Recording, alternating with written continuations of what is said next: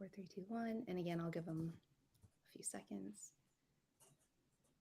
to go.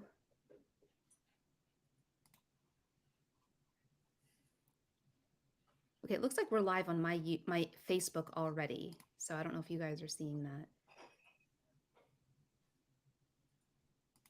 They're working on it. Cool. It's always a process. Seconds. Yeah. When you're trying to be on basically six platforms at the same time. There needs to be a better solution for all of this. This is that does. Oops. For some reason. Hold on, let me. We're live. Okay. Yay. We are live, but I'm getting an echo from somewhere. Yeah, it's from my phone. I don't know why I like the volume. Okay. Uno momento. There, that should fix it. Do you hear an echo now? Here, talk. If you can talk and let me know if you hear an echo. You still a little bit. I don't know where it's coming from. I don't know. Lovely, lovely. I'll put it over here. It should be. I think it's because my phone is close to the. My phone doesn't want to be quiet. Okay, talk and see if you can hear an echo. Good afternoon. I'm really happy to be here. Oh no, that's much better. Loud. Is it better? Yeah. Okay. Hold on. Let me see.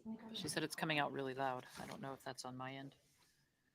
Let me grab this. Put headphones in and see if that helps. No echoes. Thank you. Oh, Benji Strong is in here. I love it. Okay. Can you talk one more time and then we'll get started? Hello, Benji Strong. Haven't talked to him for a while. Well, perfect. That's better. Okay, we are here and we are going to get started. Let me change one last thing and then you guys are all good on your side, it looks like? Looks like. Okay.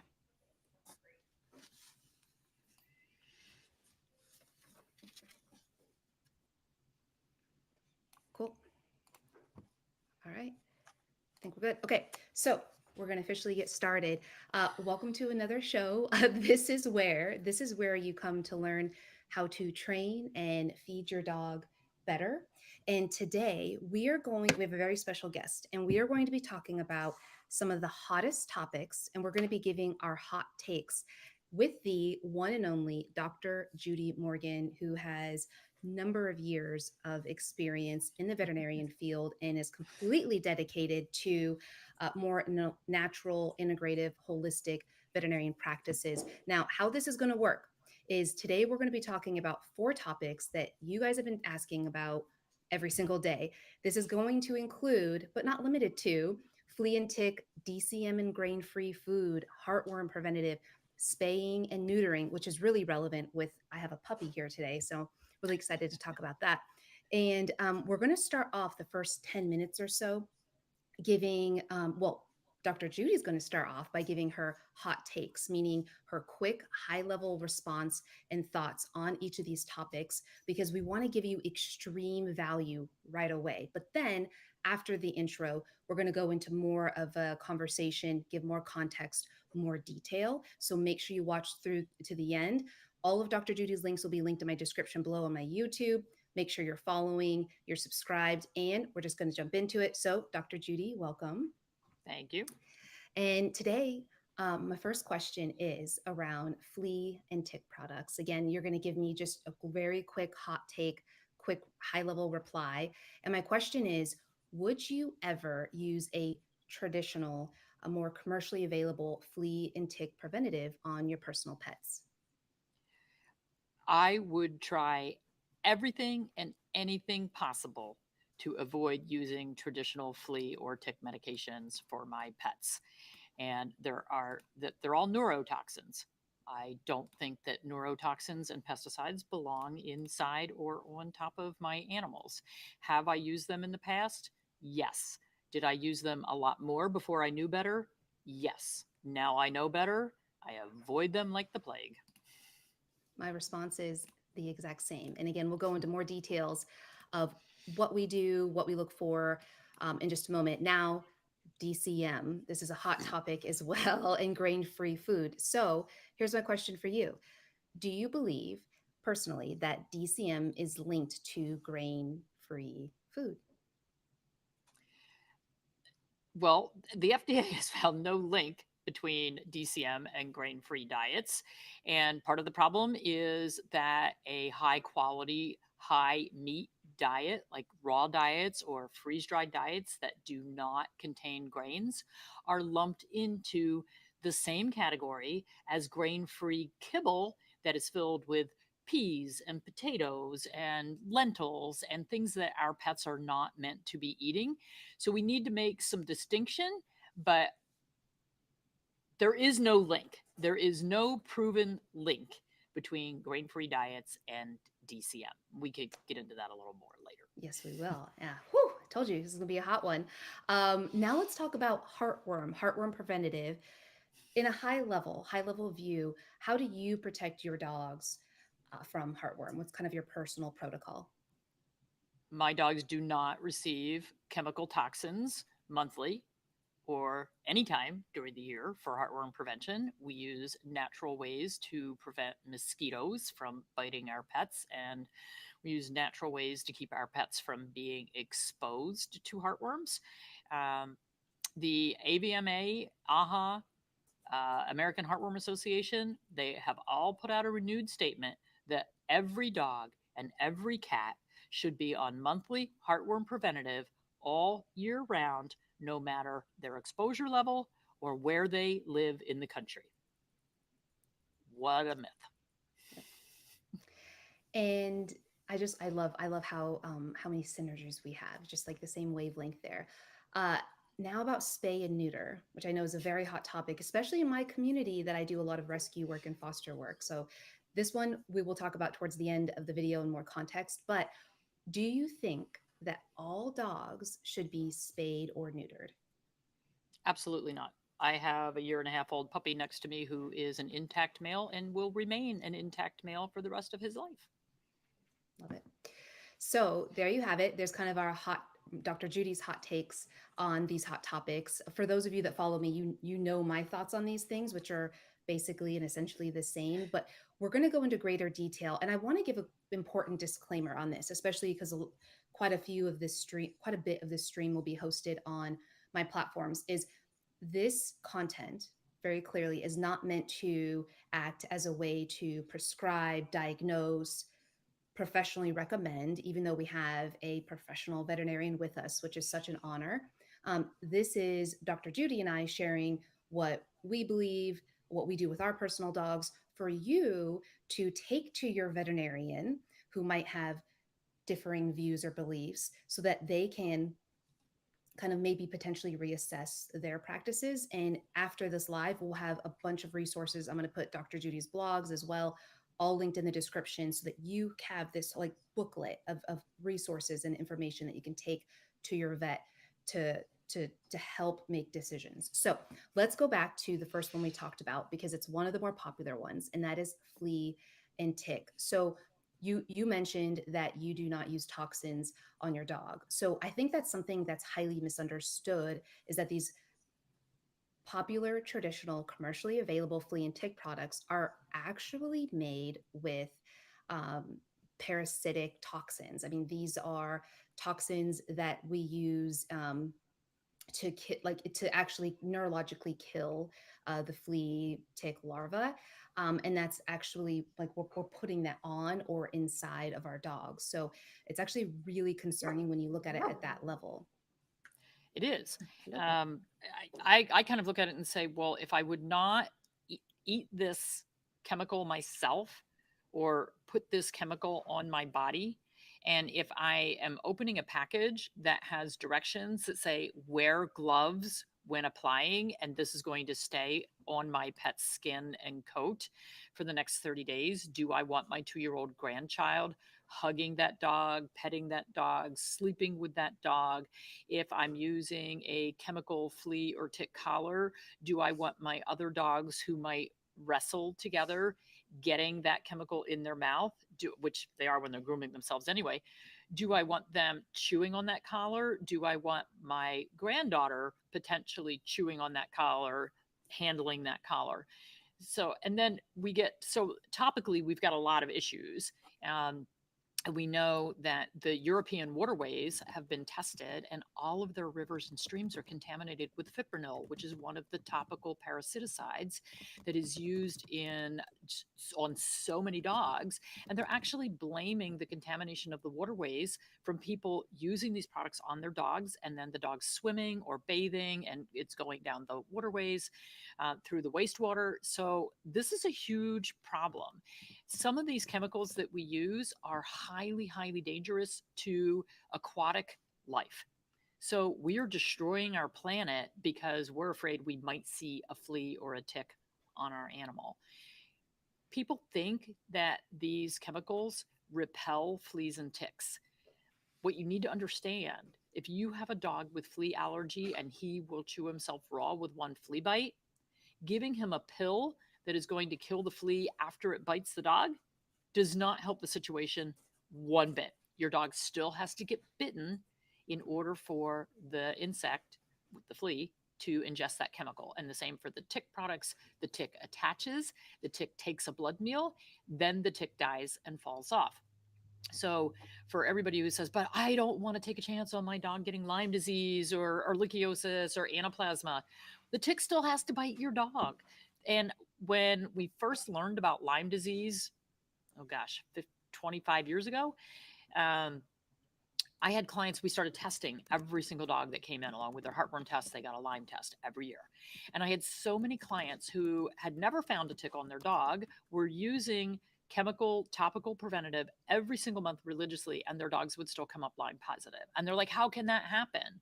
Because we didn't prevent the tick from biting your dog. All we did was put neurotoxins on your dog. And one of the biggest problems with a lot of these chemicals is they are only supposed to affect the nervous system of fleas and ticks. Unfortunately, there are a lot of dogs who are susceptible to these neurotoxins and will develop seizures, tremors, death, liver failure, kidney failure, internal hemorrhage, dry eye. The side effects from these things are so overwhelming. And like I said, I've never really had once in my life, I had a tick problem with dogs. Otherwise, I've had a couple of flea issues, but it's so easy to get rid of them now. We have so many good natural products available. Why would we head the toxin route?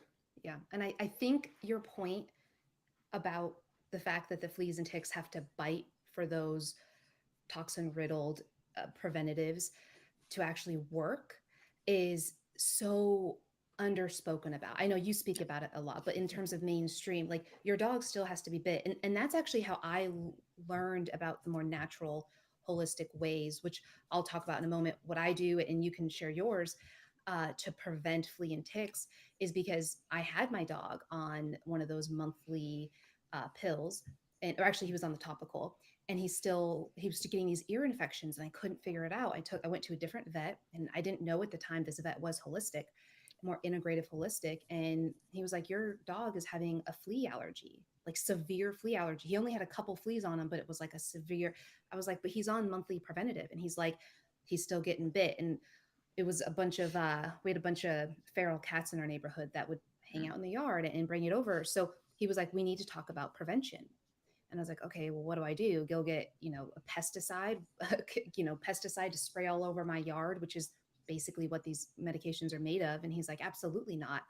And that's when he started educating me on the potential neurological impact of putting this not only on my dogs or inside my dogs, but in my environment, my yard. And that's when I learned about nematodes. That's when I learned about diatomaceous earth. That's when I learned about pet safe essential oils, brands. I just grabbed this like Kin and Kind, which is just like an organic. I know I believe you're a big fan of them as well. Organic kind of flea and tick preventative you can spray in your dogs. And that entire conversation and that experience for me was life changing, because I was able to get him off of this flea and tick medication, which by the way is really expensive and is not cheap. So it's like we're paying a lot of money, and we have to remember to give it every month or every 3 months. And I just didn't feel good about it. So that was kind of my experience with that. So what are some things you do around your home and your property? Because I know you're a bit more rural. to So help with we have prevention. 23 acres. Yeah. We have a farm. Most of it is cleared, and then we have wooded paths around the outside of our property. So for our dogs and cats, we have a large clouder of cats, so they spend a lot of time outside. A lot of them live mostly in the barn. But our dogs are in a fenced backyard that does not have a lot of trees and shrubs and mulch and undergrowth because that's where the ticks in particular like to hang out. Fleas and ticks do not like bright, sunny, dry areas. So my backyard is a hot, bright, sunny, dry area. So there's not going to be fleas and ticks there. Now, my kitty cats, who are catching mice and roaming around the property and having a lot more fun, yes, they are the ones who like to bring the fleas to the dogs. Yeah. That can be an issue. So what we do is what I am loving lately, my absolute favorite product is the Project Suds Flea and Tick shampoo bar. And I never thought I would like a soap bar. Let me tell you, a soap bar beats a shampoo hands down. But so if I see fleas on any of the dogs, they instantly get a bath. We don't have any carpet in our house, which is hugely helpful.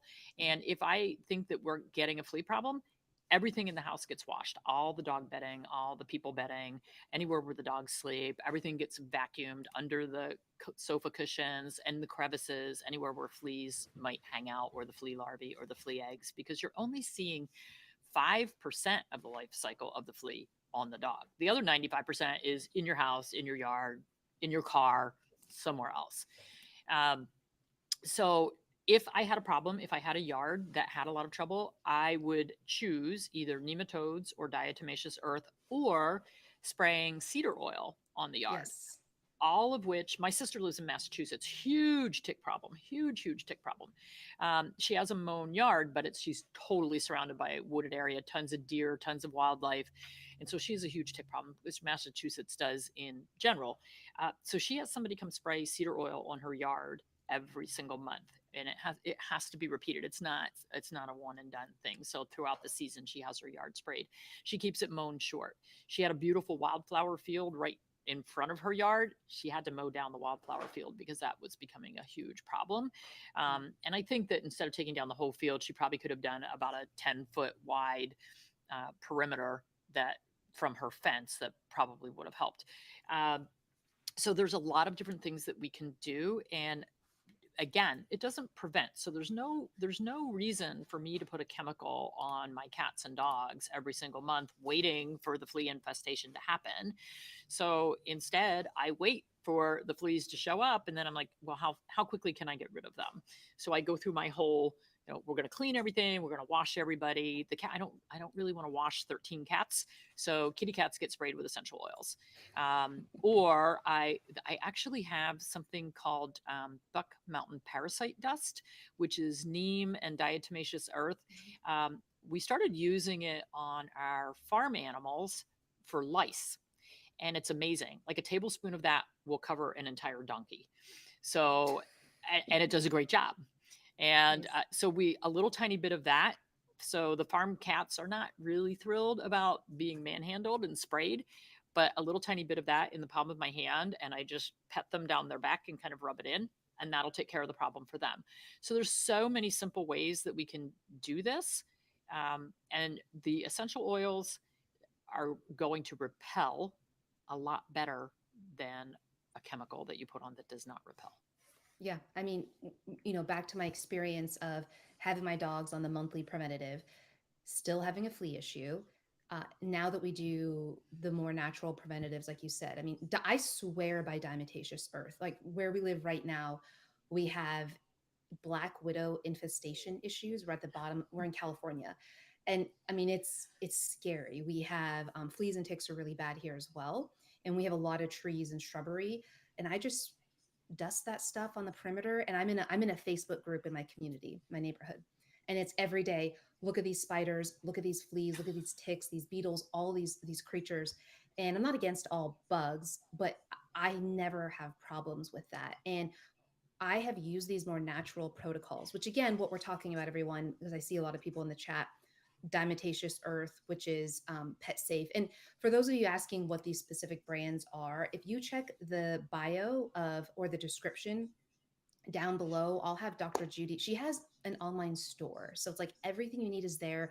I have my shop page. So I'll make sure everything is linked for you. So you can just go, you can spend this time to consume and try to absorb kind of what we're talking about. And then you can go look at the specific products. But for me, the diatomaceous earth, everything you said, the diatomaceous earth, the more natural preventatives, I love soap bars, has worked for me in upstate New York, Texas, Oregon, and now California on between anywhere from 2 to 4 dogs at a time that we go outdoors, we go to the beach, we go to the mountains.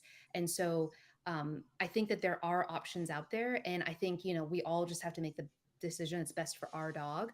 I think the other thing, going back to what the more traditional commercial flea and tick products can do neurologically with seizures and even chronic skin issues that I've seen, you can even do your own research. There's Facebook groups with thousands of pet parents in there that you can go research that they had their dogs on these products and had horrific outcomes. And I'm not trying to fear monger, right? I'm just trying to educate and inform. And you can go read these people's personal testimonials that have nothing to gain by sharing that. So I encourage you, if you're on the fence about it, to do that, because I think that for me, at least, that was really eye opening. Yeah, traditional veterinarians are, they mean well, they're in a hurry, they're overworked, they're overwhelmed. When the drug sales rep comes in and says, hey, we've got this wonderful new product, it's just a chewable that your client has to give their dog 4 times a year, every 3 months. So simple.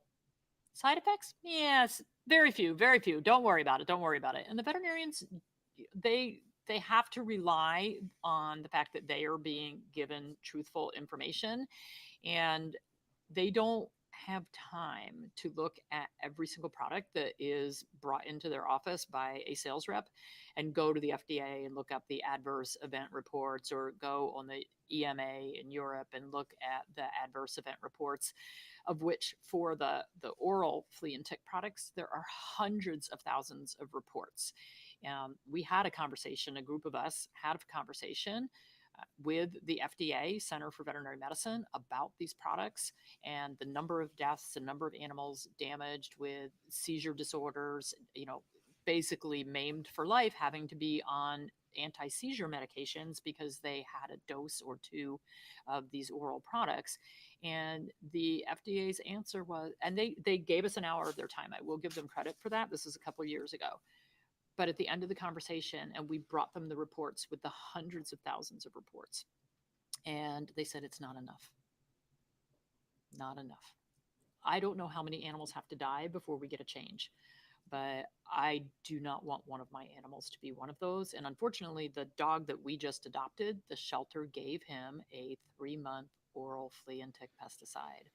And I, every day, I pray that today is not the day that we're going to see a side effect, because the side effects don't necessarily occur the day the tablet is given or the week the chew is given. You can get these side effects occurring weeks to months later.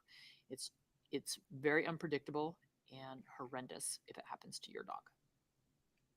Yeah, it's heartbreaking. So um, I think the one last thing that I think is kind of interesting to consider when it comes to flea and tick and just general health are the potential, and I want to get your thoughts on this, the potential benefits of feeding a less processed, more fresh food diet, and how that can help the immune system.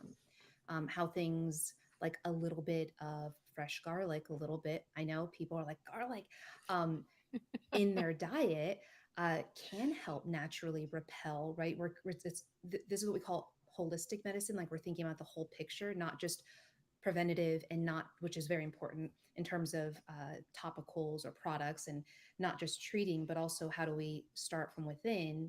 Can you tell me some of your thoughts on that? Absolutely truth. The healthier your pet is, the less chance of them being infested with fleas or ticks or any other parasite. Right. Garlic, coconut oil, We have so many natural things. Neem as an herb can be fed. So many natural things that we can do. So our dogs are all raw fed. And the last time the cats brought a bunch of fleas up to the house and played with the dogs, um, only one dog ended up with fleas, and that was the puppy, whose immune system is probably the weakest because he's got some other issues. Um, and so I gave him a bath, and that was that. But then I said, I want to be a little more proactive here. And I started all the dogs on raw garlic. When you use garlic, it is safe. I have done many posts on the safety of garlic, and I've had many people come back at me and say, "You can't feed that. It's dangerous. It's toxic." And then they, give me they post all the links to all the wrong sites that say it's toxic. It's not toxic. The original study that was done, probably 50 years ago on the toxicity of garlic, they used a garlic extract that would be the same as feeding like 40 bulbs, not cloves, bulbs of garlic to your dog. Nobody's going to do that.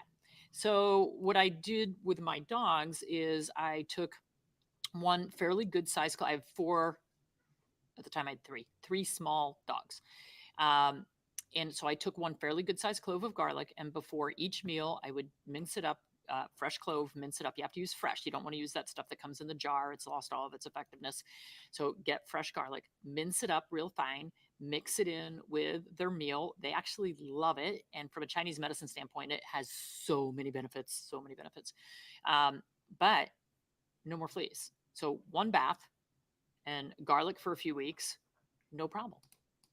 So that's the type of thing. Now that I have all these cats, when flea Yes. season hits, we're in the South. So when flea season hits next in the spring, I will start feeding my dogs garlic earlier so that we're warding that off. Along with, I also have the one who seems to be more of a flea attractant. He wears a collar tag that is also insect repellent. So there's a lot of different ways that you can go at this.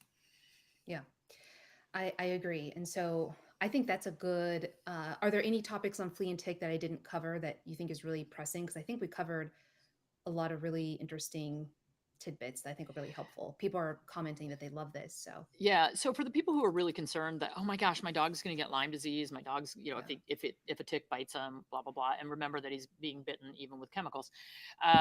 We have a really good blog on ticks and tick bites and tick disease. Um, the chances of your dog actually developing a mm, disease from a tick bite are actually low because it's only a small percentage of ticks that carry, and you can have your ticks tested. We have a link to where you can have a tick tested to see if it was carrying anything. So the percentage of ticks carrying disease is low. The chances of it being on your dog long enough to transmit the disease is low. So if that's your big concern, like, oh my gosh, I don't ever, because and by the way, tick-borne diseases are treatable. You just have to figure out that your dog is sick. Most of them, even if they, and there's a lot of false positives on the tests. So there are secondary tests that you can do to make sure that it's a true positive. If your dog's symptomatic and positive, probably needs to be treated. But we get so many dogs who come up with a positive test. They're absolutely fine. They're running around acting normal. And so one, they get overtreated, and two, people get overly freaked out with a positive test. So I would say go read that blog on ticks if that's your big concern and why you're still stuck on using chemicals. yes. And Gwen, I know you're watching. If you want to send that to me, I'll link that in the show notes. I think, as people say, make sure I'll get all that stuff there so you guys don't have to go search for it.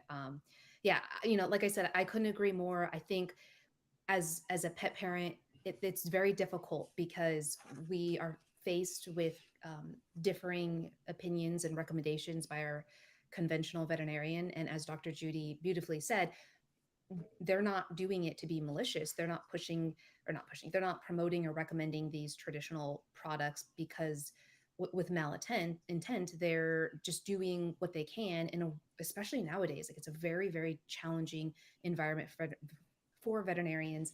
They're Yep. overworked, they're stressed, and it, like you said, there's there's these reps, these sales reps that come in and they give you these articles and these research and these studies that look official, and it's kind of easier to do that, and it's kind of become the mainstream norm.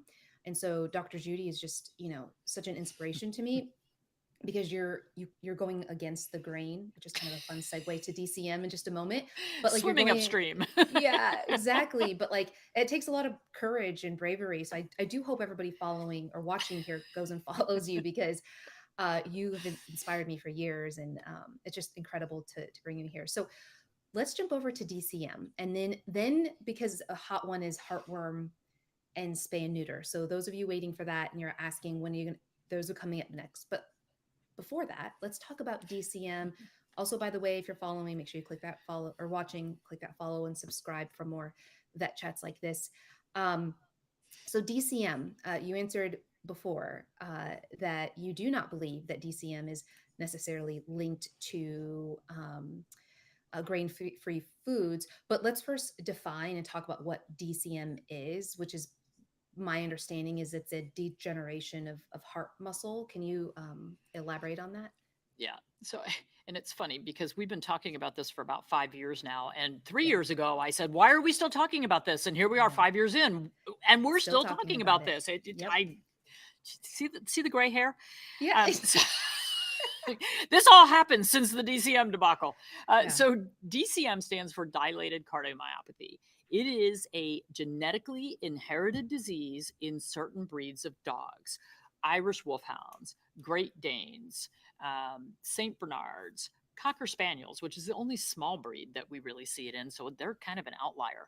But a lot of the large breeds, boxers, are just huge on this. It's a genetic problem. So somewhere between 3 and 5 years of age, they suddenly will have decreased exercise intolerance. So a great friend, owner of All Provide Pet Food, he has had a Great Dane, and he took his dogs to exercise in the park every single morning. And his Dane was just the coolest dog. And the dog was swimming, which he did a lot, and all of a sudden started to go down. And Dennis was freaking out. He said, "Oh my gosh," he had to jump in the lake and go get Alden out of the water and swim him back and basically be the lifeguard on duty. And so he had no idea why that had occurred. And his dog didn't even have a murmur. And when he went in and they did a workup on the dog, they discovered that his heart was kind of like the Grinch. It grew 10 times its normal size that day, except that it had been happening slowly and he had no clue. So sometimes the first symptoms that you'll see are maybe increased respiratory rate, maybe some weight loss, decreased exercise tolerance, fainting spells. So it can kind of sneak up on you. And like I said, his didn't even have a heart murmur. Most of them will, but his didn't. So we know when we see it in these genetically linked breeds, okay, great. We kind of expected that. He's a boxer. He's a Great Dane. So we kind of go, okay, well, that's a genetic problem. Well, when this whole thing started, a cardiologist from Tufts, I believe she's a cardiologist, um, said, "Oh, seems like we're seeing more dilated cardiomyopathy cases." And a cardiologist from UC Davis, so we got both sides of the country, said, "Oh, how about that? I think we're seeing more DCM cases." And for whatever reason, now, and why, this would be the first question you would ask people, like, because cardiologists never ask, "What does your dog eat?" All of a sudden, that was the only question. And they put out this big article. By the way, both of these doctors are funded by, all their research is funded by large pet food companies. So, is there a little bit of influence or bias going on? And then they somehow got the FDA to post a list of about 20 pet food companies, and they only had 500, a little over 500 cases of dilated cardiomyopathy. And they did not even take out the cases that were breeds that were genetically prone to have this. So if we took those out, which was like 75% of them, we're left with, oh, look, we have 100 dogs, and there were cats thrown in there too, with dilated cardiomyopathy. And what are they eating? And so I don't even know if we re-looked at the list of foods after we took out all the ones that were genetically predisposed. I mean, we're not left with a lot. And when you consider that there's 160 million dogs and cats in this country and we have 500 cases, if every pet eating grain-free food was going to develop dilated cardiomyopathy, we should have tens, if not hundreds of Hundreds of them. thousands of animals with dilated cardiomyopathy. And FDA let this stand and they threw these companies under the bus, which one of the biggest companies, I guess, can I mention them? Was Yeah. Origin. Yeah. Origin lost 30% of their sales. They make Origin and Akana, it's Champion Pet Foods. They lost 30% of their sales because when these doctors came out with this statement, they said, we are blaming grain-free foods because a lot of the dogs in this and cats in the study were eating grain-free foods. They didn't take the raw feeders out and separate them from the dry kibble feeders. So raw foods were thrown under the bus too. And what happened is all these people who were feeding these beautiful, raw, high meat, species appropriate diets, all of a sudden were going back into their local pet store and saying, no, I need to buy Purina. I need to buy Royal Canin. I need to buy Hills. It has to have corn, wheat, and soy in it. Absolutely the wrong things to be feeding to our pets. We have no link. So in December of 22, so here we are 4.5 years later, in December of 22, on the original post that FDA made about the link between grain-free foods, they put just this little new sentence in very quietly, didn't announce it, no press release, no nothing. This Of course little tiny, not.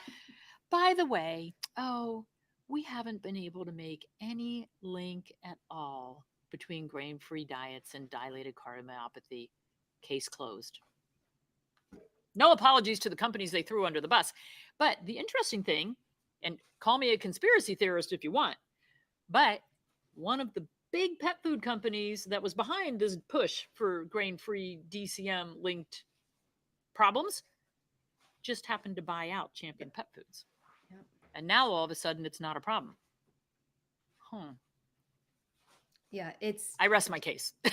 yeah, I mean that's all there is to it. So again, so I was, I've worked in the pet food industry for years. And I was deep into it when this all happened. And it was just this blow up of these independently owned, truly nutrition focused brands that were impacted. And that honestly was heartbreaking to see, these people in the industry that are actually doing things the right way. They're actually formulating in a way that's optimal for dogs, species appropriate.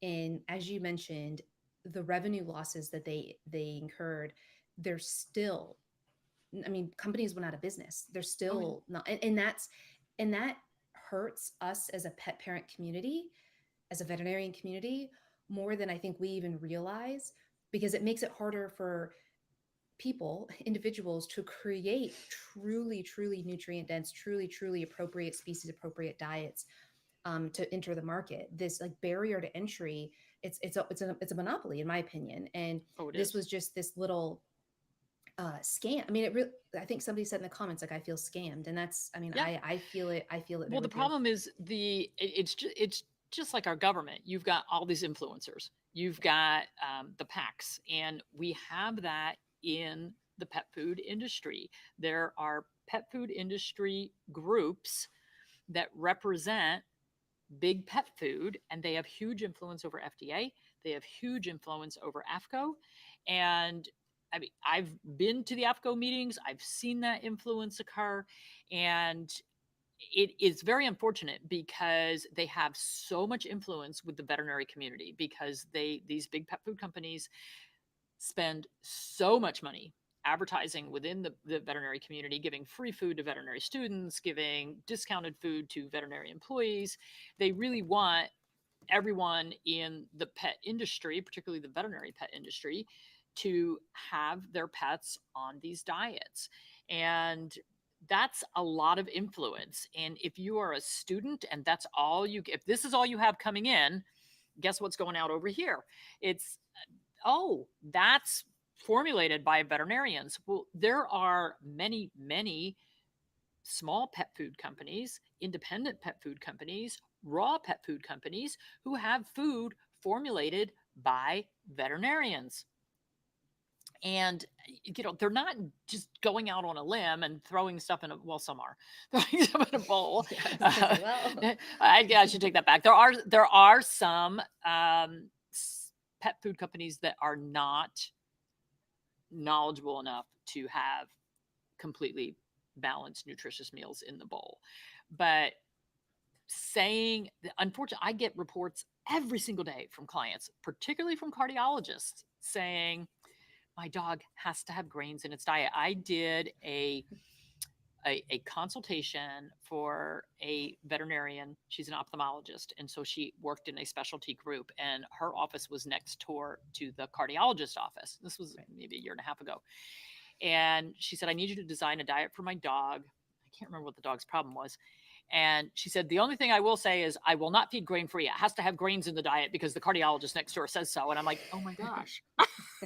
So I gave her my whole rant and breakdown of everything. She went, oh.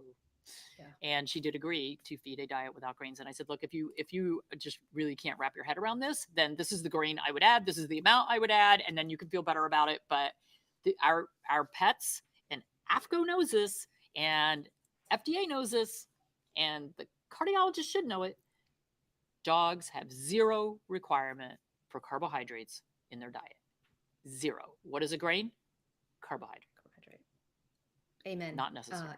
Yes, amen. And I mean, that's a whole nother, we're going to do another live and talk about carbohydrates. I think it would be great. I think it'd be fun to break down some ingredient panels, because I think that we as pet parent communities have been misled to believe that, just as you said, that our dogs need these higher carbohydrate, starchy filled diets, for not even just for the DCM debacle, but for just general health. Because, as I'm sure you've heard multiple times, our dogs have evolved to digest carbohydrates better. So they're more omnivore. So we won't get into that now, but You yeah. should So I talk to think, Dr. Ian Billinghurst about that. He has a lot I to have, say about yes, that. he's very passionate about all of that.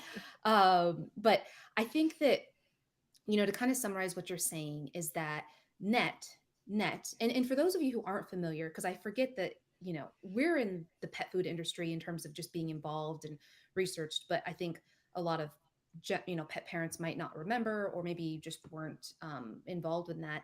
So just to kind of back up a little bit, there were these claims, because I'm seeing some questions come in. There were these claims that these grain-free foods, these boutique foods, these independently owned, nutrient-dense foods, like an Origin back in the day, were causing DCM, which is a heart disease, essentially, in a degeneration of the heart muscle. So what Dr. Judy is saying is that, according to the FDA, as of a few months ago, they officially but quietly announced or stated that there really is no link between a grain-free food and DCM. I mean, and then I think I just saw oh man, I was trying to find your blog so I could pull some stats from it. But basically, you were saying that the amount of dogs that were diagnosed with DCM were, I think if I remember, 60 or 70% of them were because of genetic purposes, not because of what they were fed, which I think is interesting. So tell me then, so we can have it in kind of one easy sentence or simple sentence. Obviously, I know you're the same. We are advocates of a complete and balanced, species appropriate, real, raw, fresh food diet in like this perfect world. A lot of people watching this are not quite there yet. They want to get there. So they're more in the gently cooked and or kibble range. So when they're looking at these, tell me, Dr. Judy, what are your thoughts on foods, specifically kind of in the more kibble, baked, maybe even freeze-dried category, that are grain-free, maybe ones that have some legumes? I know legumes is like a controversial topic for whatever reason, or even novel proteins. I have no problem with novel proteins if we have some evidence behind them. Because right now we're talking about making cricket protein dog food and some really weird things that have not been tested. By the way, my cats eat the chicken's dried mealworms all the time. So apparently, and they eat grasshoppers. So I guess it's a protein There's your source. proof. But and they're cats. I don't. My dogs might. I don't know. I haven't tried. I don't really want to. Um, so our dogs need meat in their diet. They don't need carbohydrates. And the problem with traditional extruded kibble is it's going to be 40 to 60% carbohydrates. And any kibble that is extruded, it is a high heat process. So by the time those raw ingredients get from point A to point B, they have probably been cooked at extremely high heat 4 to 5 times. There's no nutrient value left at that point. And that's why synthetic vitamins and minerals get added back in, and then they also get sprayed with fat to make it taste like something other than a dry brown rock. So we've got problems with oxidation and rancidity with those fats. We've got problems with the body saying, "Oh my gosh, there's all these synthetic things that are being thrown at me. I don't know what they are, so I'm gonna, have an allergic reaction. I'm gonna try to spit it out. The skin's gonna break out. We get interdigital cysts. We get ear infections. That's the body just saying, "Oh my gosh, make it go away." Um, so fresh whole food diets. If you have to feed kibble because I mean, a lot of people live in like food vacuums, food deserts, and have a hard Deserts, yeah. time finding fresh stuff. Um, so whatever you can add fresh to the bowl. If you can replace 25 to 30% of the calories with things like fresh eggs, I know they're ridiculously expensive right now. That's why we have chickens. Fresh eggs, broccoli, pumpkin, blueberries, fresh fruits, not grapes and raisins, fresh fruits and veggies that are steamed, uh, anything like that. If you have an extra little bit of chicken breast left over, not the skin, not the grease, not the fat from the cooked steak, but things that would be healthy for us generally are healthy for them. You will increase your pet's longevity by about 30% by filling their bowl 30% with good stuff. Um, there are tons of companies out now that have gently cooked foods. Even some of the raw companies are grinding their foods at a small enough grind that they can be cooked. My new rescue dog does not like the texture of raw food. He was a dry kibble dog before. He is not getting anywhere near that raw food. So we are cooking his food and then it's more like a crumble. He thinks it's the most amazing thing he's ever had in his Yeah. life. His skin is getting better. His ears are getting better. His weight is getting better. All those things that were caused by eating kibble that have caused problems for him. It's going to be a process. It's not something that happens overnight, but we've had him a week and a half, and I'm already seeing improvement in all those things for him. So whatever you can do, and if you can get baked or air dried or freeze dried kibble texture food, that is so much better than food that has gone through the extrusion process because it's not cooked at really high heats. And the other thing that you really want to avoid when you're looking in the pet food aisle is rendered products. So that's going to be and unnamed products. So if it says meat and bone meal or meat byproducts, Lord knows what animal that came from. It could be 20 different ones, including euthanized dogs and cats. And no, I'm not trying to fearmonger. I'm just spilling the truth. When you see like meat tallow or rendered fats, that kind of thing. And then when you see that long chemical list that you're like, oh, gosh, I got 4 ingredients in and now I can't pronounce anything anymore. That's a oh my gosh, I better look somewhere else. There are tons of freeze dried foods where you just add water, poof, easy to do, good to go. I will use that when I'm traveling with my pets. I can stay in any hotel anywhere with my bag of freeze dried food, a little hot water out of the tap, boom, done. Yeah. And I know that there are several brands that you love and that you share on your page. So I know people can look for you there. Link down below in the description of my YouTube and in my profile. I have my dog food list. I pretty much guarantee we have a lot of synergies. Like, everything you say, Probably. it's and it makes sense because I learned from you. So yeah, and I think the only other thing I'd add with, on the kibble side of it, not that this chat is really about that, is a really big issue, in my opinion, with feeding an ultra processed, hot extruded kibble for the entire life is that the way that they're able to make it shelf stable is by removing most of the moisture. So what happens is you're feeding a dog this food that is void of moisture, and dogs are designed to get their um, water that they need from their food, a lot of it, maybe not all of it. And so that's why I love, just like Dr. Judy said, the lesser processed options because they're going to retain more moisture, and the most moisture is going to be in the gently cooked or the raw foods. So okay, so this was fantastic. I think that this was a good overview of DCM, kind of squashing some of the concerns with that. And again, always work with your vet. I do recommend to at least consider finding an integrative or holistic veterinarian. You can go to ahvma.org, find a vet section if you can't find one near you. Dr. Judy, do you take clients? I am not in No, practice anymore. right. I do a few online consultations, but I'm so You're backed booked up. out. Yeah, yeah. So, But we have, if somebody emails us for a consultation and I don't have an opening, we have about 6 or 7 other okay. holistic veterinarians on our list that we can refer to.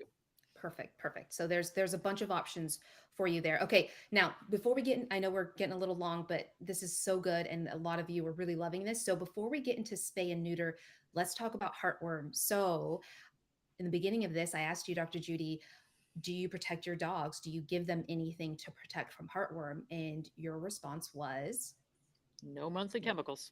no monthly chemicals. I So tell me quit your thoughts about on this. I quit about 6 years ago. Um, we lived in New Jersey at the time, and of course, I was trained. Actually, when I graduated school, we were still on the everyday pill, the DEC, the diethylcarbamazine, that we had to give every day. And it was during my first year in practice that they came out with HeartGuard, which was the first one for monthly ivermectin. And so that was amazing. We were like, oh man, once a month, this is great. And then when I got more holistic another 10, 15 years later, um, and I started doing research and looked at the original studies presented to the FDA on how effective the monthly products were, because by that time we had a few of them out. Um, Started looking at how effective they were, how far out they had tested them. Most of them, I think all of them at the time, um, were actually effective for more like 6 to 7 weeks, like 99% effective at 6 to 7 weeks. But they said, oh, well, if it drops to 95% at 8 weeks, well, we can't have that. And people are too stupid to remember to give something every 6 weeks. So we're going to make it monthly. And and as veterinarians, we were trained to tell them, well, don't you pay your mortgage once a month or your car payment once a month? Just put your little sticker on that and that'll remind you to do it. At that point, we didn't have cell phones to remind us of everything. So, put it on your monthly calendar with your little heart sticker that came with it. Um, and they made it monthly because they figured that's what people could remember. And they came up with the all year round because you really don't want to start heartworm preventative without a negative test. If you have a dog who is positive for heartworms and you give them a preventative pill, it will kill the circulating baby heartworms and they can go into anaphylactic shock. So you don't ever want to start if you're not giving preventative, or if you stop for the winter, you don't want to start again without testing first, make sure they're negative. Um, well, then the more I got into alternative and integrative medicine, I did more research on heartworms and found out that lo and behold, it takes 2 weeks from the time the mosquito ingests the baby worm larvae from an infected dog. It has to spend 2 weeks in the salivary glands of the mosquito. And if the temperature drops below 50 at that point, they were saying if it drops below 57 degrees at any point in that 2 week cycle, the cycle stops and the heartworm larvae are not infective. And so I started looking at where I lived and I said, well, holy cow, it drops below 57 degrees at night most of the year except for about 3 months. I said, well, that's stupid to be giving a chemical to my dogs 12 months out of the year, or my patients 12 months out of the year, when they really need it probably 4 months. Right. So then we did this modified schedule where we would just bring every single dog into the practice in May, test them, and then we'd have them start as soon as we had a 2 week period of the temperature being warm enough. Sometimes that wasn't until the middle of July.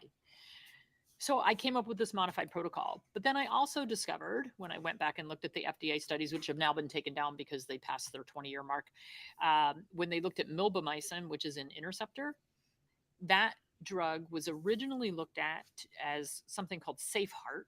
And there was a dose for under 50 pounds and a dose for over 50 pounds. And those doses were 1/5 of the dose that is now in those pills. And it was 99.9% effective at 1/5 the dose. The only reason they multiplied by 5 and made the dose higher was because at that point, HeartGuard had added Parentel and it became HeartGuard Plus so that they could label for roundworm and hookworm prevention, intestinal parasites. And so they played around with milbemycin and said, oh, well, if we multiply the dose by 5, we can label for roundworms, hookworms, and whipworms. Nobody else has whipworm prevention on their label. So our dogs got 5 times the necessary dose to prevent heartworms so that we could have a label claim for whipworms. Now, there are some people who have, if you get whipworms, those worms, the eggs are impossible to kill in the soil. They'll live for year in, year out, freezing, heating, doesn't matter. So that is a problem for some people. So what I started doing with my clients is giving them the option. We can give you a lower dose and you can give it every 6 weeks.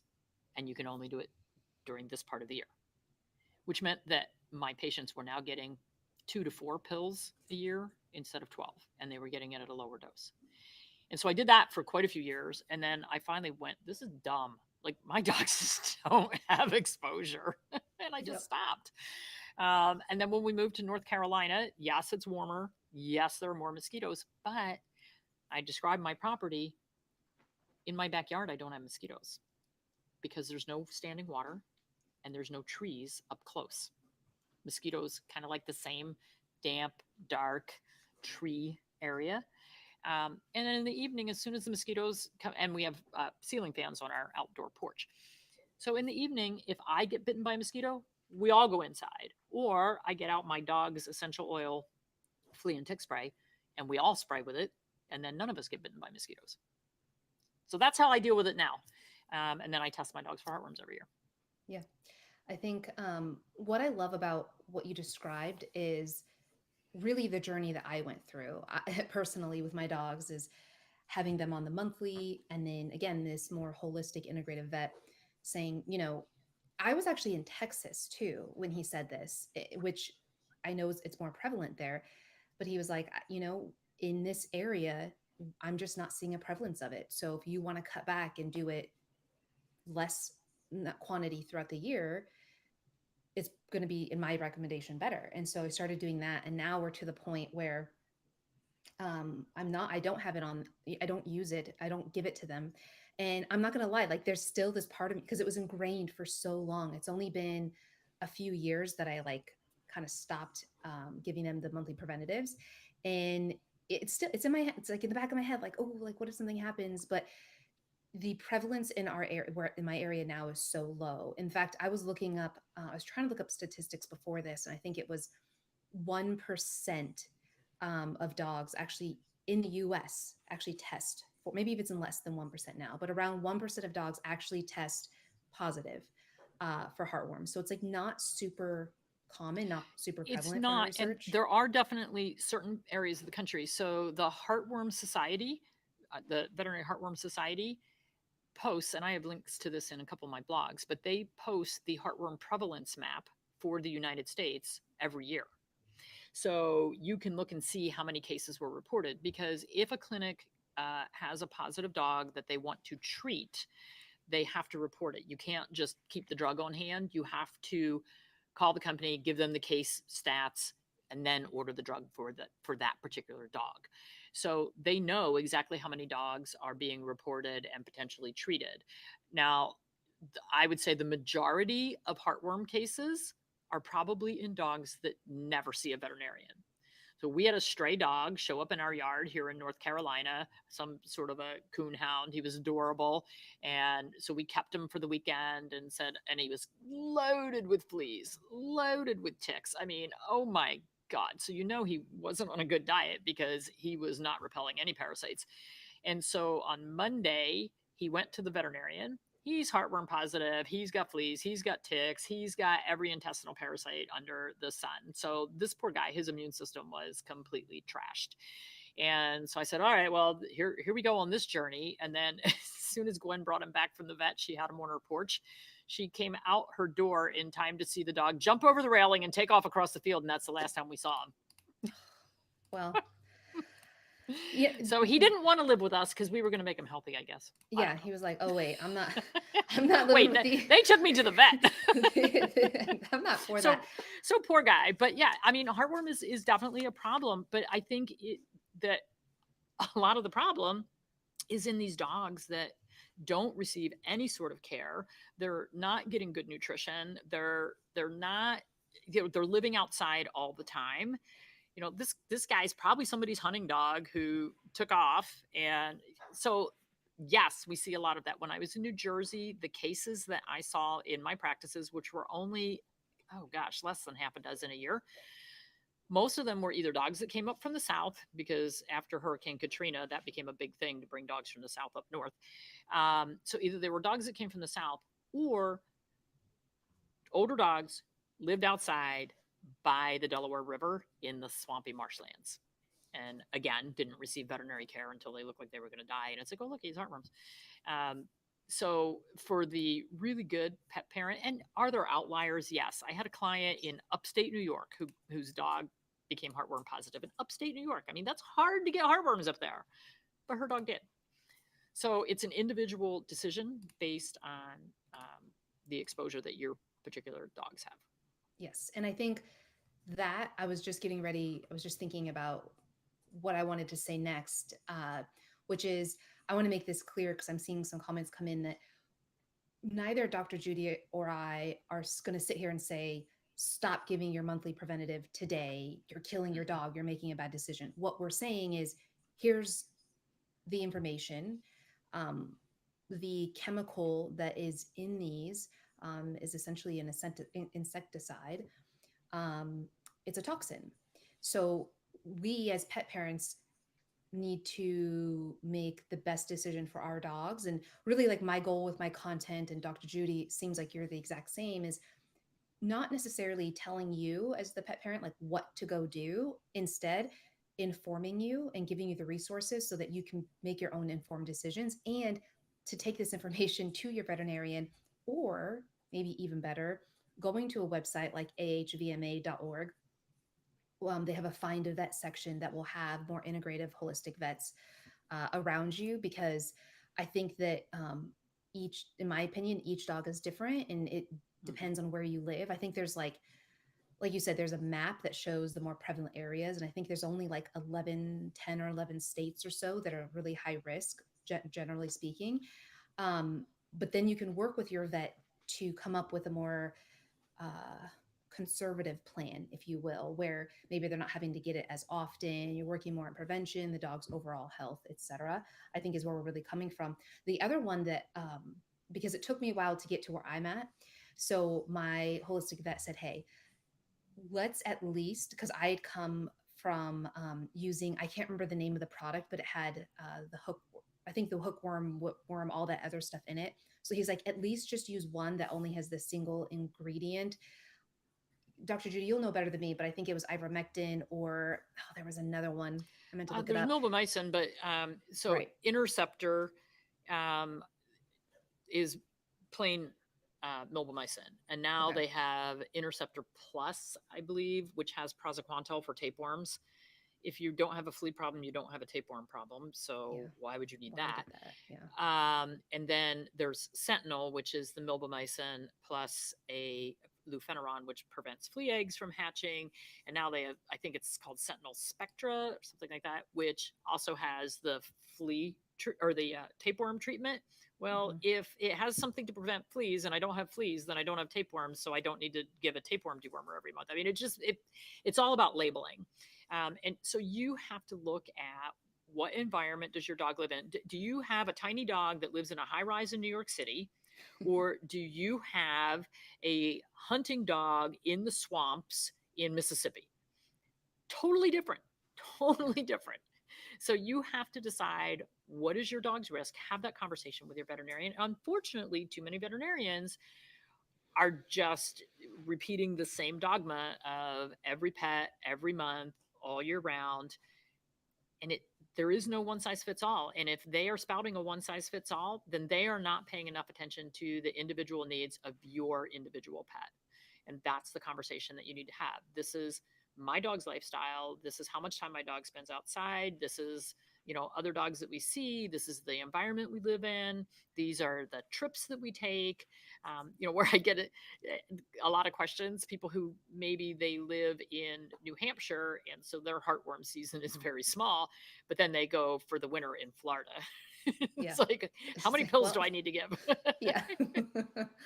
um, yeah. So I think that's a good summary on that. Were there any other topics on heartworm that we didn't cover that you think is No, really I've pressing got for I've those got that are, I so think, many blogs on heartworms that really go do a deep dive into transmission and how the chemicals actually work, because they don't prevent heartworms. What they do is they kill different stages of the larvae, right? because the heartworm migration from the time the mosquito bites to the time you actually have an adult heartworm is 6 to 9 months. So if your dog is bitten this summer, you'll find the positive test if they develop heartworms next year. And there's a great YouTube video. I don't think I have it linked in my blog. I might, where they actually have a dog blood sample with a heartworm first stage larvae from the mosquito that is injected into it.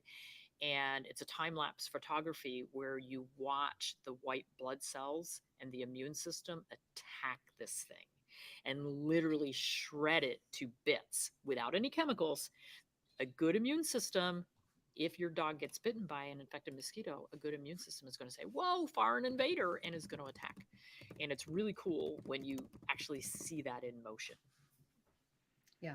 That's really cool. I'll have to look that up. You'll have to send It it to was a me really cool later. video. I And that forget would be, who found it, but yeah. yeah, really cool.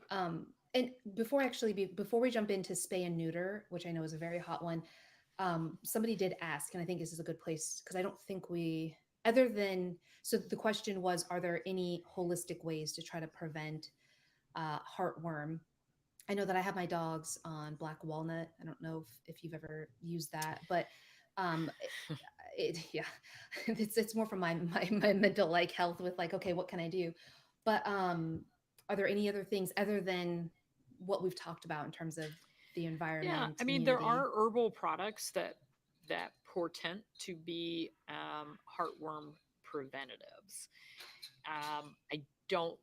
None of them have really good scientific studies where they've taken a bunch of dogs and put them on these products and then infected them with heartworms and see, or injected them with the Yeah, immature larvae and see whether they develop heartworms. I don't know of any of those companies that have done an actual challenge study. So I have to remain on the I cannot tell you, and yeah, there are certainly no guarantees. The problem with black walnut has been and hawthorn have both been used for a long time as parasite prevention, hmm, however we want to call it. The problem with black walnut is it is very hard on the liver. So for my clients who wanted to use black walnut, we did specific periods of time. yep, It wasn't something that was given every day. And then we would have to go back and detox the liver. So yeah, um, when you're using herbal products, just be aware that herbal products can be just as toxic yep, as a chemical product if they're used incorrectly or in the wrong dosages. So make sure that the company you're buying from has done their homework on it, that is a reputable company. Um, you know, look for side effects, ask for side effects, whatever. Just be aware that you could kill your dog with black walnut if you were using too much for too long a period and not using an approved product. for sure. I mean, Make sense? I think that's a good call out for, I think, I feel like we're kind of in this era of what supplement or what thing can I give my dog or put on my dog to fix whatever ailment I'm struggling with or to prevent whatever I'm fearful of. And what you just said, a lot of people, I think one of the number one questions I get is, what are your favorite supplements for this or that? And I'm actually in essential oils, and I'm actually not the biggest fan of them just as a catch-all, right? Like I like them when they're needed, but for me, I look at a supplement or an essential oil as supplemental to a base healthy Yeah. diet, lifestyle, environment, etc., which I'm Yeah. sure you're aligned on. So I think that I think it's a really good call out that I get a lot of pet parents that will start following, and I'll mention a few things that I like or that I have used or they'll see other people in the community, and then they go buy all the things and start giving all the things. And I think it's important to, I guess the best way to say it is to treat or care for the dog that's in front of you. Yeah. Um, Yeah, what Always working works with the for my vet. dog for arthritis, skin disease, whatever, may not be what is the best thing for your dog. So again, you always have to look at it from an individual perspective. We did a really cool thing in our warehouse with our Facebook supporters a couple of weeks ago, where we had someone muscle testing different products. So people sent in a picture of their pet and questions about different supplements, or what supplements would I recommend for XYZ problem that they had. And we went through the warehouse and I picked products, and then the person doing the muscle testing had the picture of the dog and the picture of the product, and would do the muscle testing and say, this is great, or nope, that one's not going to help. So it was really fun to do. So anybody who's into muscle testing, some veterinarians, holistic veterinarians, use muscle testing to decide which products are the best for animals. You can do it with dowsing, you can do it with muscle testing. There's a lot of ways to do it. And that sounds like we're getting a little more woo woo, but it's very cool stuff. So instead of just buying everything that's out there, maybe look at ways to determine what might be best for your pet. Well said. Very well said. So let's jump into spay and neuter, which is really relevant for me. I have my Marlowe next to me. Well, we think she's anywhere from 10 to 12 months old. I don't really know. We fostered her. She's like my 60th foster dog, and I failed and I adopted her. So she's not spayed. And so I'll talk about kind of what my thoughts are on that. I'm excited to hear yours. So my question is, which we asked earlier, do you think all dogs should be spayed and or neutered? No, it's again, no one size fits all. I understand. I'm impressed that you have a foster dog and got to adopt a foster dog without having to have her spayed, because most rescues insist on spay or neuter before Yeah. releasing the dog. So kudos to them for not being that group that said one size fits all. I get why they have to do it. So nothing against rescues. I used to work with our local shelter that's a mile down the road from my practice, and we did a lot of pediatric spay and neuter. I hated doing it, but I knew why they were doing it, because we had a huge issue in the community, Yeah. with backyard breeding and inappropriate breeding and accidental breeding and just huge issues. So I get it, but we just did a spay neuter focus week on our channels last week, and now we have tons of information, tons of blogs, but we have so many studies that show the dangers of taking away gonadal hormones, so ovaries and testes. We have, hey, Hello, we you. have tons of research showing the benefits of leaving those intact. So when we do particularly early spay neuter, we're taking out those hormones before these animals reach maturity. This has been shown in cats as well as dogs, that if you spay or neuter before their long bones, so the front leg and hind leg bones, have finished growing, the growth plates at the ends of the bones will stay open too long. They don't close when they're supposed to stop the growth. And so by taking away the hormones, those growth plates allow the bones to grow longer. We end up with more elbow dysplasia and more hip dysplasia. The bigger the dog, the worse the problem is. And it's because those leg bones keep pushing up and basically push themselves out of the sockets. And so then we started looking, we also looked at what happens when we spay or neuter after a couple of heats. Well, we ended up with not having that problem, and I saw it in my practice with a lot of people who said, okay, I'll wait till they're like 3, 4 years old, make sure I'm not going to breed if I have a show dog, whatever. And then literally within months of the spay or the neuter, they would start to develop arthritis and their thyroid gland would dump. And so they'd end up with other endocrine problems. And we have good evidence that obesity is related to removing the hormones that come from the ovaries and the testicles. So then we have more pancreatitis, more diabetes. And the endocrine system is all the glands in the body. And you can't take one gland away without affecting all the others. So we see so much more Cushing's disease than we used to see. Now, there's a lot of reasons for Cushing's disease, which include glyphosate, GMOs, vaccines, chemicals, blah, blah, blah. But it's also related to taking away hormones. And so then the adrenal glands have to take over because the adrenal glands make both male and female sex hormones. So we end up with all these other problems by taking those hormones away. We see more cancer in both male and female dogs that are spayed and neutered, particularly the larger breeds. This is not the same conversation for cats. So for cat people, go to our page and read the cat stuff. Um, but I know Rachel's a dog person. So for my males, because there's no way that my males are going to go willy nilly breed females, my males are now intact.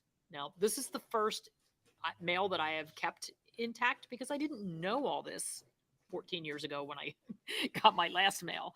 Yeah. So this is all new information that's coming out. So there are so many reasons to leave them intact. Now, for the females, there's this big discussion about pyometra, and which is infection of the uterus, which is life threatening, and mammary cancer.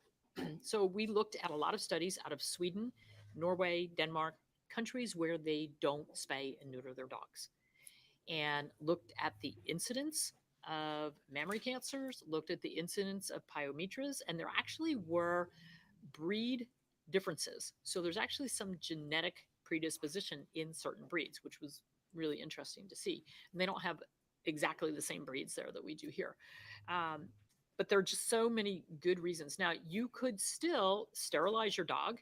You can do a vasectomy. Our Marlowe is having a vasectomy on Valentine's Day. I thought that was a very appropriate day to do it.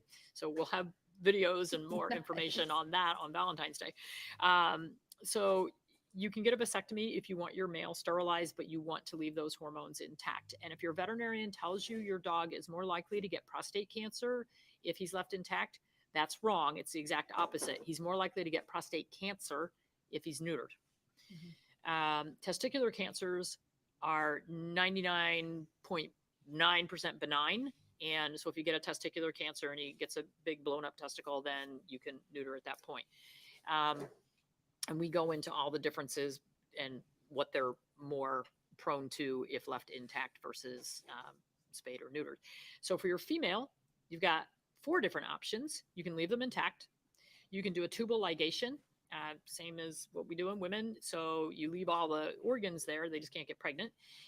You can do an ovary sparing spay where you remove the uterus but leave the ovaries. So they still have that hormonal input. So there's no way they're going to get a pyometra, but you still have that small risk of mammary cancer on the other end. But in dogs, only 50% of mammary cancers are malignant. And if you catch the lump early and get it off, you're going to be in good shape. Even for those who are left intact with pyometra, pyometra is very treatable. It has like a 97.5% survival rate if you diagnose it and get them into surgery. So, okay. And then you can, so the ovary sparing spay, you're taking out the uterus. But we found really good studies showing that by removing the uterus, it changes brain function. We think that the uterus is this lump that just lays there waiting for babies to come, but it actually produces its own set of hormones and has an effect on other organs in the body.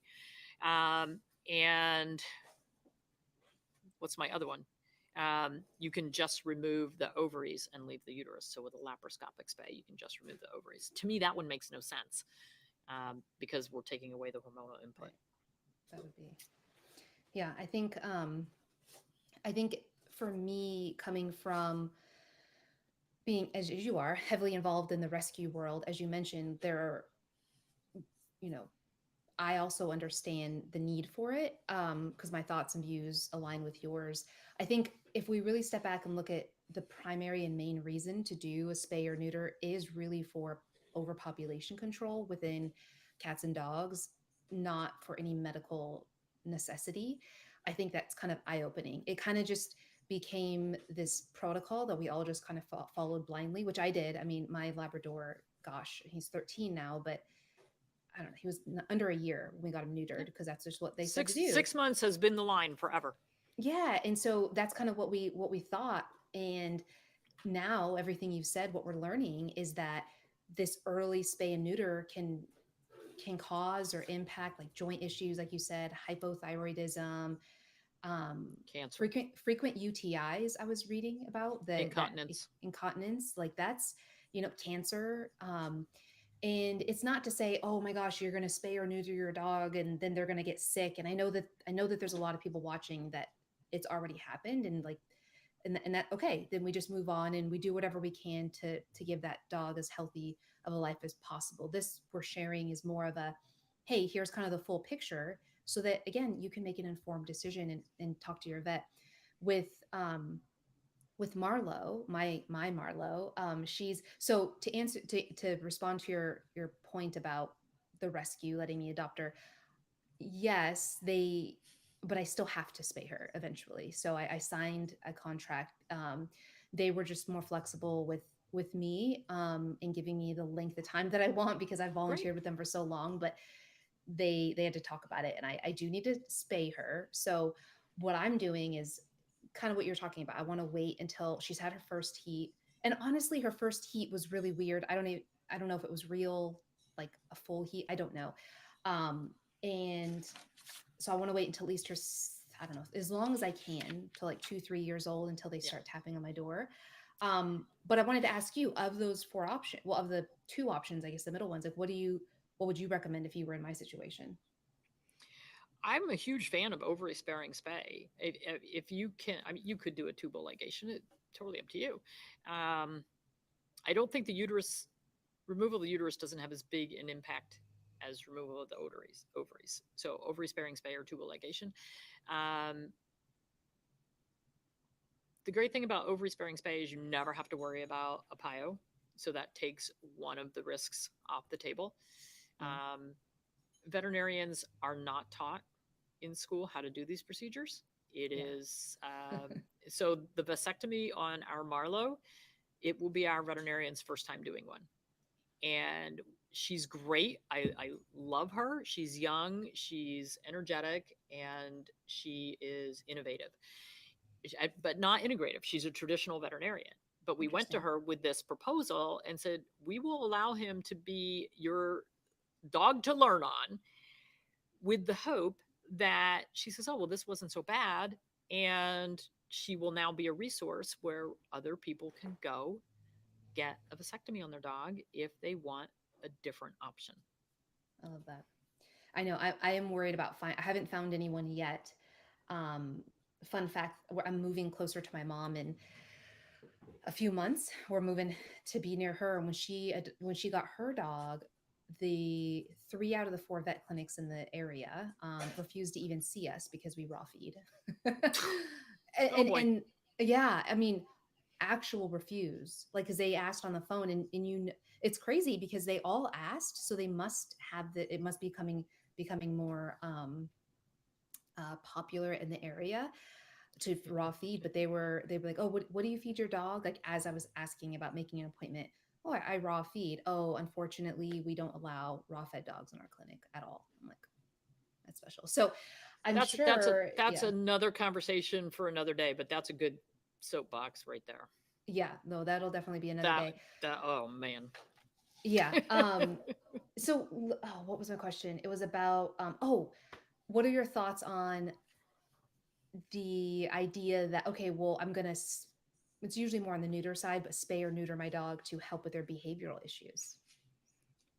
The studies that we found showed that aggression was actually worse after spay Yeah. or neuter. Yep. Yeah.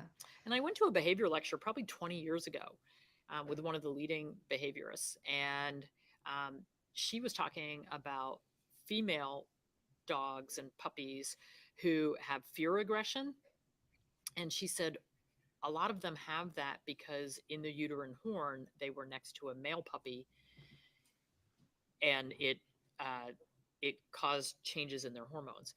But she said what you really want to Interesting. do is leave those females intact longer so they build confidence. You want their hormones to build. You want those female hormones to build, to kind of give them that nurturing that the female hormones give, rather than, she basically had too much male hormone in her system.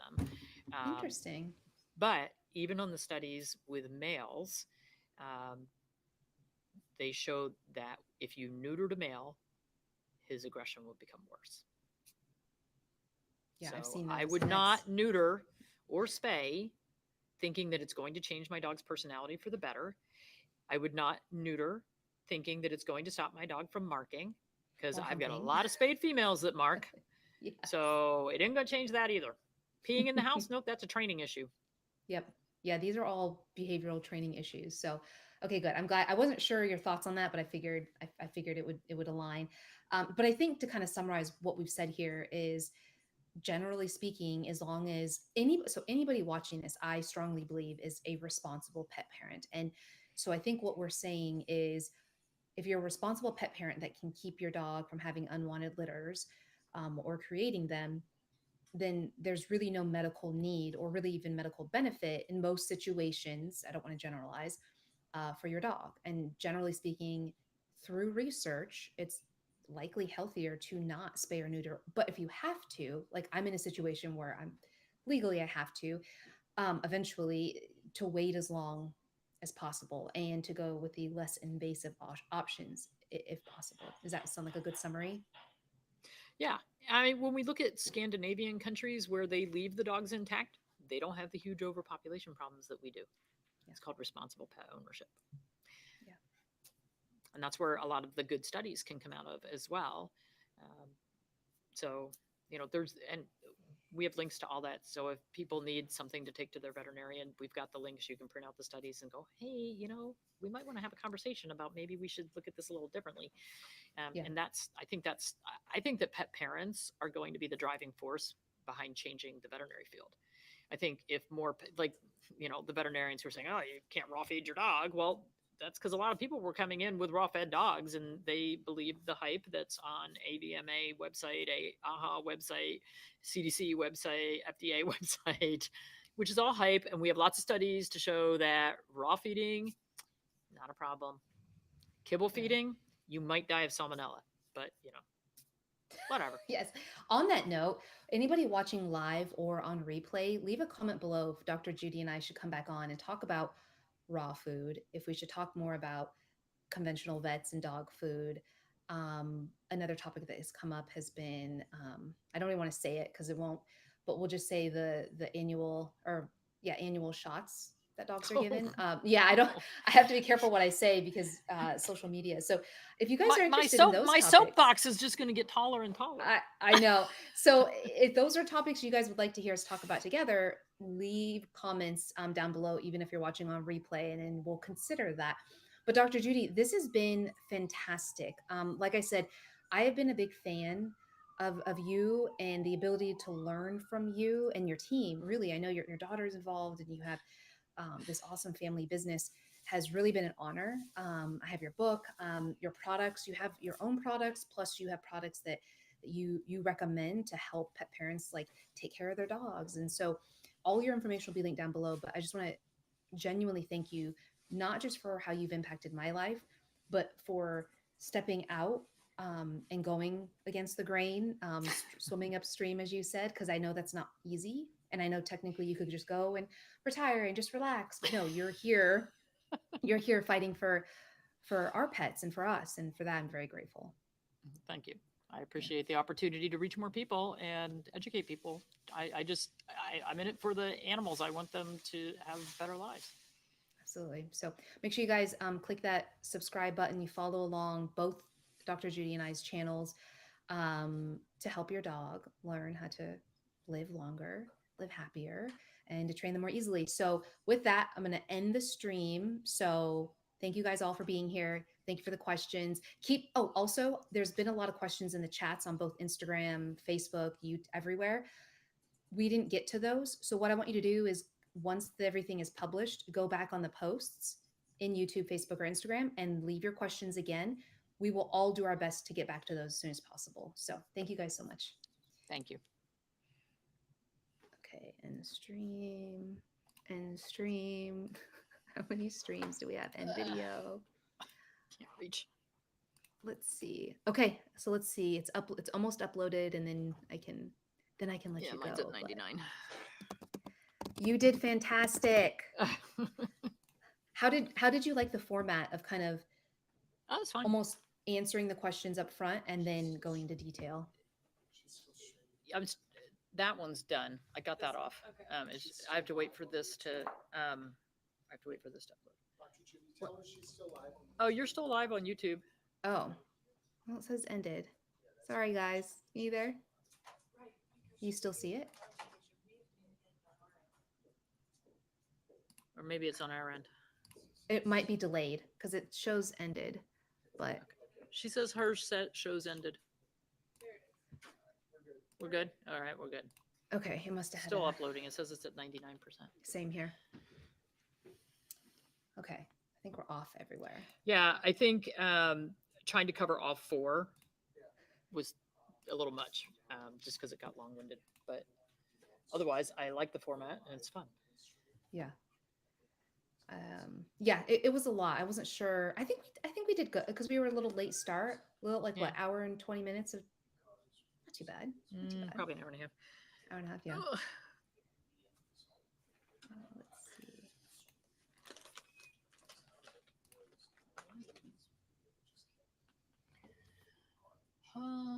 Still says 99. Yeah, same here.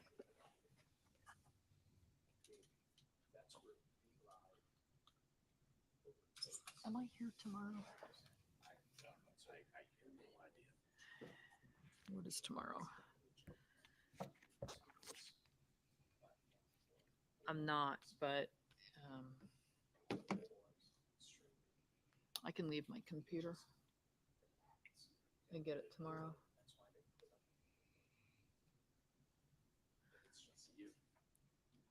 Hey guys, I'm gonna leave this open and I'll just leave all my stuff here and get it tomorrow because we gotta go pick up Sarah and drop off the puppy. Okay? All right, I'm signing off. These guys will shut down after it finishes uploading. Cool. Thank you again. I appreciate it. Thank you.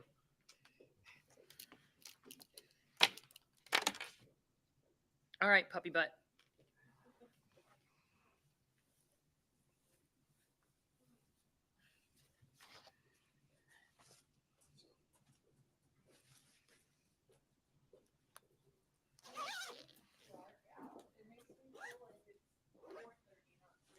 I know. Winter. Oh, come on, Forrest. Oh, you're all undressed. Here, you gotta get dressed. And you probably need to pee like a racehorse. Oh, Queen, why is her eye bloody? What happened? Hi. Dress Are you sign. okay? You're okay. Take your pants off on the way out and let you have a pee. Still says 99. It's taking its good old time. All right, come on, Forrest. I didn't post anything for Facebook Live tomorrow. I wonder if Billy wants to do an SMN for his supporters.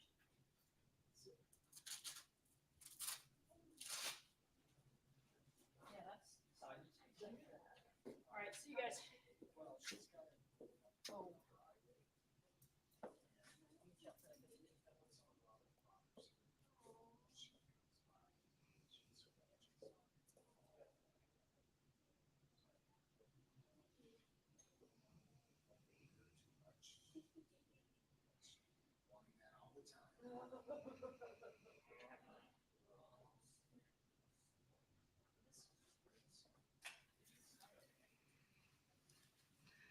Hello. Hi. I can't It's- hear. Oh. Hello. Hi. It's still at 99, so I think I'm supposed to wait. Yeah. Yeah. It's more just don't close out the browser and Okay. it'll Well, finish. does it normally take this long? It's 99%. It all depends on internet connectivity. So, Yeah, I just- um, Oh man. Well, that went well. Thank you guys for all the help. I think it. yeah, went yeah, smoothly. and that was awesome. Let Yeah. me watch the whole thing. Oh, cool. Yeah, it was a lot. Dr. Judy, she's like, that's a lot. I'm like, yeah, it kind of was, but it's kind of nice that there'll be one piece of content, right? Like when people, because those are the top four things people ask about. It's like, oh, here Oh, you and go. 100%. Here you And go. then with Here you go. Riverside, you're able to clip it up, Yeah. make all the shorts you want from that. I know. It's like done. There's my next year's content right there. Plus, she just explains everything so well, so it's nice. She does a very good Yeah. job. Absolutely. Um, So you should be able to still end the I guess this part of it. oh, okay. So I can push Um, leave studio. Yeah, you can push leave as long as you don't close the web browser. Okay.